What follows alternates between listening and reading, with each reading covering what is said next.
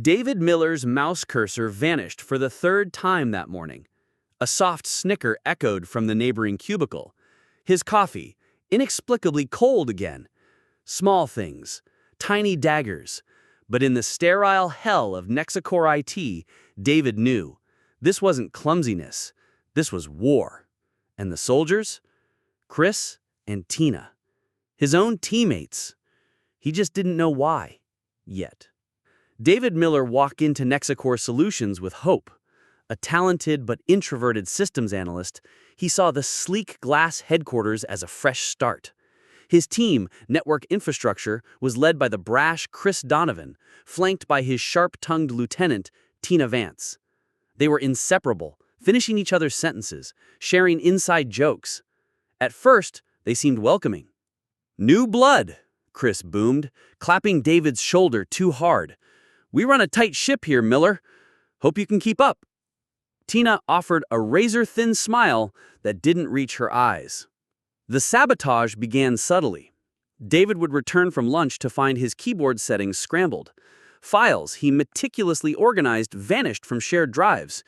"Server glitch," Tina would shrug, not looking up at her screen. "Happens to the new guys."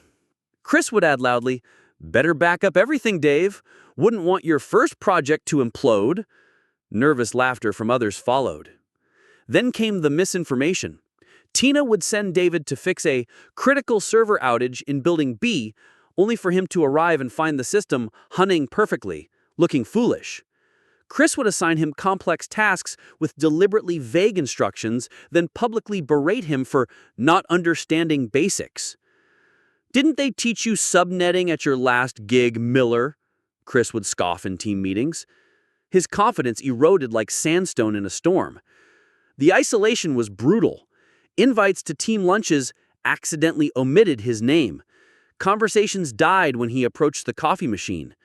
Tina started a private team chat labeled Nexacore Elite, excluding David, where screenshots of his minor errors, real or staged, were mocked. Miller Moment Monday became a grim ritual. David ate alone, worked alone, existed alone in a sea of people. The worst was the technical sabotage. David's access to critical servers would mysteriously drop during urgent deployments.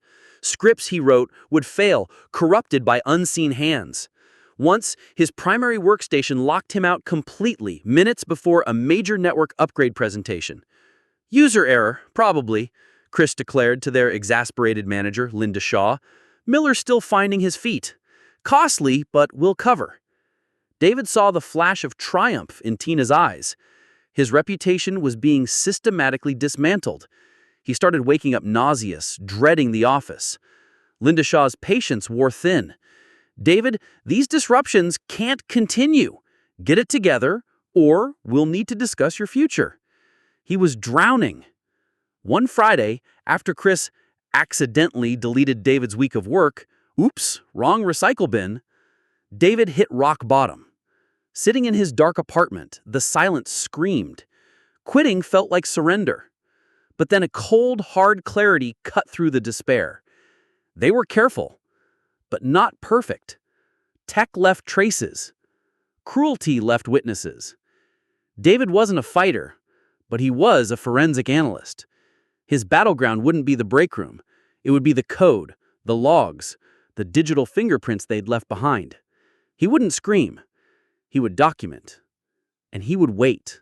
David became a ghost in the machine. He performed his diminished duties flawlessly, radiating quiet defeat. Meanwhile, his real work began. 1. The spy. He planted a small, legal, voice-activated recorder disguised as a USB hub on his desk, capturing Chris and Tina's venomous comments when they thought he was gone. "Miller's like a sad puppy," Tina sneered one day. "Watching him flail is the highlight of my week." Chris laughed. "Just a few more pushes. Shaw's ready to boot him." 2. The archivist. He meticulously logged every instance of sabotage, cross-referencing system logs with timestamps.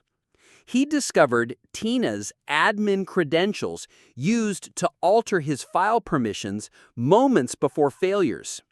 He found scripts Chris deployed that intentionally conflicted with David's tasks. 3. The ghost in the chat. He discovered Tina's Nexacore Elite chat wasn't as secure as she thought. Using network monitoring tools, legally accessible for his role, he captured screenshots of the mocking messages, the doctored error reports, the plans to gaslight Miller into quitting. 4. The compliance breach. His masterstroke came accidentally. Working late, David noticed unusually heavy data traffic from Chris's laptop to a personal cloud storage address. Curiosity piqued, he traced the activity. Within system audit limits, it wasn't just personal files. Chris was backing up massive amounts of proprietary Nexacore network architecture data, a clear violation of data security protocols. Digging deeper into access logs, David found something explosive. Chris and Tina were accessing each other's personal Nexacore email accounts constantly. Romantic, explicit emails flew back and forth during work hours. They were a couple. And crucially, Chris was Tina's direct supervisor, a blatant, fireable violation of Nexacore's strict anti-fraternization policy. David had his arsenal, but he needed the perfect detonator. He found it in Nexacore's upcoming mandatory compliance audit, a high-stakes review by external regulators. The entire company was on edge. David didn't confront. He automated. Using his access, ethically, to prepare audit logs, he created a series of hidden scripts. Script 1 automatically compiled a digest of Chris and Tina's most egregious private chats and emails, highlighting harassment and the relationship every 24 hours. Script 2 flagged and archived instances of Chris accessing and downloading sensitive proprietary data to his personal storage. Script 3 bundled time-stamped system logs proving their technical sabotage. Script 4 set a delivery trigger. The moment the external auditors officially logged into Nexacore's compliance portal for their preliminary access. The trap was set. David waited, the quiet before the digital storm. Audit day arrived. The external auditors, stern-faced professionals, were sequestered in the executive conference room. Chris and Tina swaggered through the office, radiating false confidence, making snide remarks about paper pushers. David sat calmly at his desk. At 10:17 a.m., the trigger fired. David's scripts executed silently. A comprehensive, damning dossier, audio clips, chat logs, email excerpts, data transfer logs, system sabotage evidence, and the undeniable proof of their supervisor-subordinate relationship landed simultaneously in 5 inboxes. 1. Linda Shaw, their manager. 2. The head of HR. 3. The head of compliance. 4. The lead external auditor. 5. Nexacore's legal counsel. The effect was instantaneous. Linda Shaw's office door slammed open. Her face was sheet white, then crimson with fury. Security was called. Chris and Tina were summoned separately, oblivious, still smirking. The confrontation wasn't loud, it was icy. Linda Shaw's voice, trembling with controlled rage, carried from her glass-walled office. "Explain this, Donovan." Chris's smirk vanished as he scanned the documents on her screen. Tina, called in moments later, took one look and physically recoiled.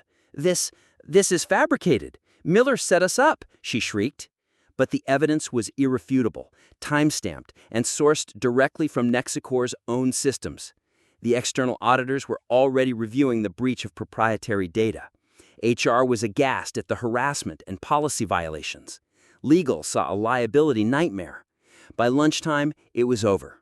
Chris Donovan and Tina Vance were marched out of Nexicor by security, belongings in cardboard boxes, their careers in tatters. No fanfare, no drama, just the humiliating silence of absolute defeat. The official termination notices cited gross misconduct, violation of data security protocols, violation of anti-harassment policies, violation of anti-fraternization policies, and deliberate sabotage of company operations. David Miller didn't celebrate. He simply breathed. The constant gnawing dread lifted. The air felt cleaner. The truth, meticulously gathered and silently unleashed, had been his weapon. The toxic trap they built for him had snapped shut on their architects. In the weeks that followed, the atmosphere and network infrastructure transformed. Linda Shaw, deeply apologetic and shaken, offered David a significant promotion and a public apology. The Nexicor Elite chat vanished. Colleagues who'd stayed silent offered tentative smiles. The work became challenging again, not crippling. David learned a harsh lesson about the shadows that can lurk in corporate corridors. But he also learned the power of patience, precision, and letting the truth speak for itself. His revenge wasn't violent. It was digital, clinical, and utterly poetic. Chris and Tina's downfall wasn't caused by David's anger, but by their own toxic actions, meticulously documented and delivered to the one audience that mattered: justice. The quiet analyst hadn't fought fire with fire. He'd simply turned on the lights, revealing the cockroaches for all to see. And in that brilliant, unforgiving light, their reign of terror crumbled to dust. The silence that followed wasn't oppressive. It was peaceful. Finally.